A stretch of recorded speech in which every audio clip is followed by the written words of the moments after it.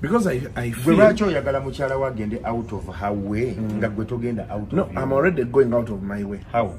I'm providing these things. That is a given. You have to. That is a given to her. Okay, so what else does she bring on the table? She's your biggest support structure when you're breaking down. So if she's not that support structure, you're going to break.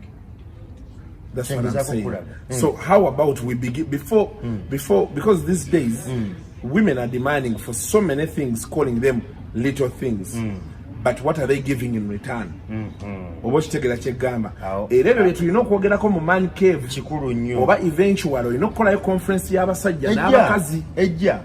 And this is what we're trying to say. Can we offer what we must offer without expecting anything in return? Because awe batukwatira engwala abakyala awe batutegera nti omusajja n'atakola kino n'atakola kino n'atakola kino n'atakola kino bo bakimanyi nti bawogera ekyo ogenda kunyiiga because you're triggered by your ego as a man. Ogenda kunyiiga naye ekintu kye bayita gender equality okukitegeera ennyo nti can we share responsibilities?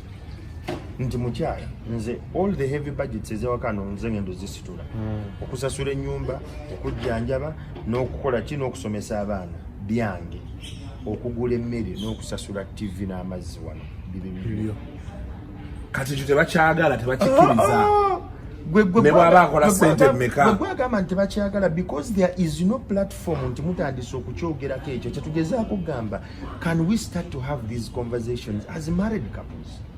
Can we start to have these conversations as men? Tutule ne bakyala baffe tubagaye mukyala nze heavy bills zirekere nze bino ebisigadde ebitonotono nyambe obikwasaganya.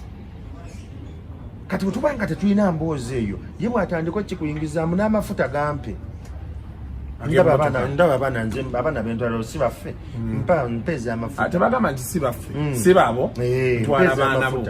Kati ebyo byonna abikola because tolina mboozi gye wali otudde naye n'oyogera naye financially n'omugamba mukwani kigenda mu maaso kye kino